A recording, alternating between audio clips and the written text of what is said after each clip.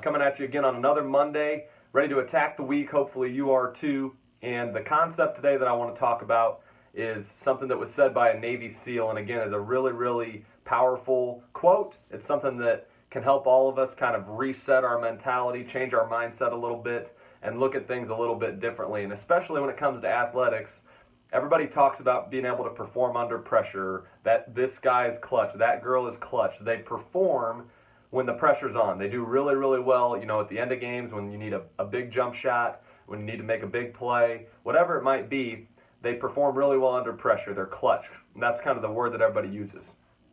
The quote that I came across, again, it's a Navy SEAL who said it. And for those of you who aren't familiar with, the training that Navy SEALs go through, it's some of the most grueling, high-intensity training that anybody could go through. They push you to the absolute limit as far as putting you in situations where you're essentially near death. You're pushing the body so far that they have medical personnel ready for them to be done so that they can make sure everything's okay and that they don't quite literally die from the conditions that they put them in. So it tests you physically, it tests you mentally, emotionally. They go long, long, long days and nights without sleep, long periods of time without food, and obviously from a conditioning and just a physical strength standpoint, they push them to the limit with that sort of training too.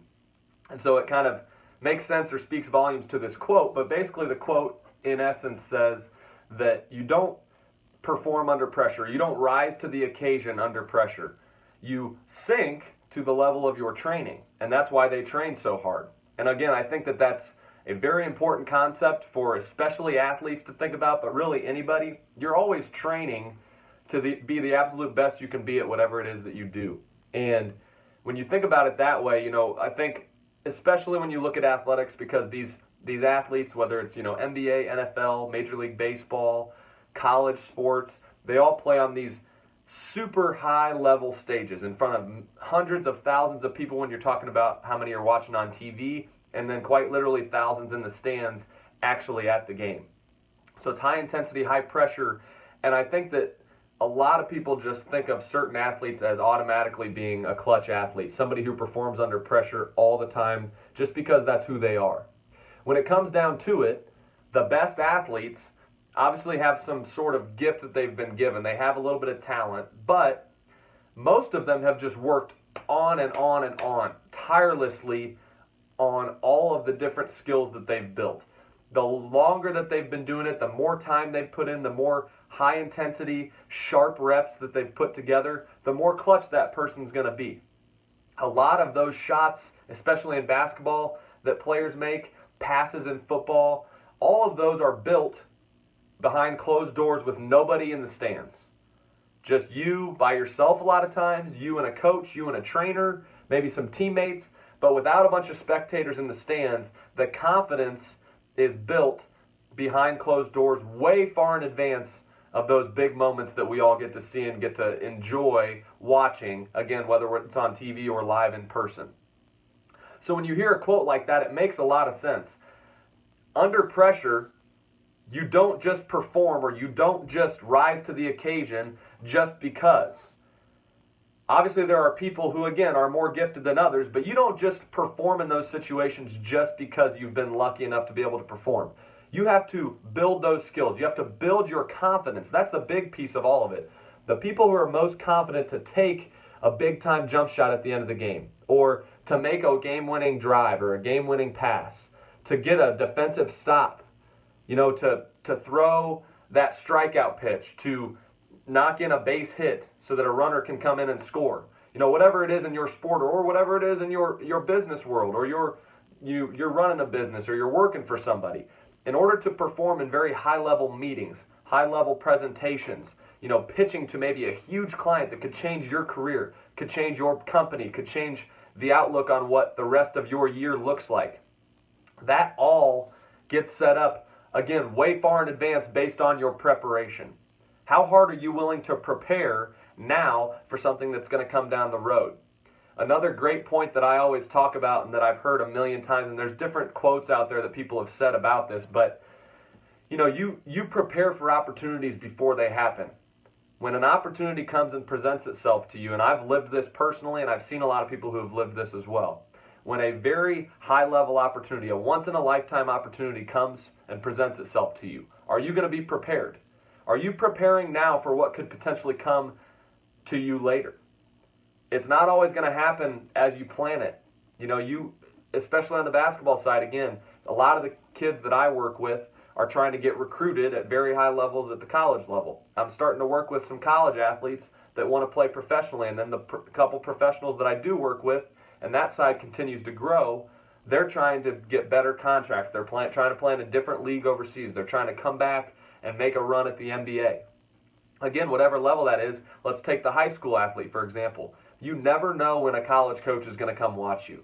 That's why the AAU stuff is so crazy. You could be playing in a game and have no idea that the coach at your dream school happened to walk by, turn and look at your game. And if you haven't prepared up until that point for that opportunity, it's going to get wasted. And you would have had no idea that that was the day that coach was kind of going to come up. A lot of times, college coaches that I talk to plan it on purpose that they don't tell the athlete they're coming, especially if they're evaluating them. They want to see what they look like when they don't know a college coach is there, because it's really easy to get all hyped up, pumped up, ready to play, and play with a high level intensity if you know somebody's watching you, if you know you have a chance to get recruited by that school. They want to see what your more natural effort level looks like when you're just kind of playing in another game. So again, this is all related, this is all intertwined and interrelated, but it all comes back down to your preparation way, way ahead of when that big moment comes is what's going to give you the skills, the confidence, and the ability to make that play, make that jump shot, to be on the front line as a Navy SEAL or anybody in the military, to be on the front line when quite literally bullets are flying and be able to perform under pressure. All of that ability is based off of how hard you work, how long you work, and what your training regimen, training program looks like. Are you training the right way? Are you training at a higher intensity level than even like a game is going to give you, or the battlefield is going to give you, or your office environment is going to give you? Are you doing stuff outside of work to make your day a little bit easier, to make things go smoother? Again, all of that is extremely, extremely important, but when it comes down to it, I think it's something that's really important for all of us to think about is under pressure, you do not rise to the occasion. There are not many people who just rise to the occasion, if any. You always sink back to the level of your training. If you're training at 50 to 75% of your capacity right now, well, that's probably what you're going to sink to when, again, the bullets start flying, quite literally on the battlefield or figuratively within an athletic event, within a game, within practice. Or at the office when something's presented to you. If you've been going 50 to 75% effort level with everything you've been doing, that's what you're going to sink back to when something really important comes along. Or if you've been absolutely pushing your limit, and again, we've talked about potential a couple times. If you are trying to reach your potential and you continue to raise your level on a daily basis, that level is going to rise. You're going to continue to build up your skills. You're going to continue to build up your potential or your capacity. If you are doing that consistently on a daily basis, it's going to look a lot different when that pressure situation presents itself. Pressure's a lie. That's what one of my college coaches always said was pressure is a lie. When you have pressure, if you deal with it appropriately, you're going to come out better than you were before. Again, and quite literally in a basketball game, if you've got a pressure situation, like you've got a double team, and you don't panic, you can handle it, you break your double team, now your team has an advantage.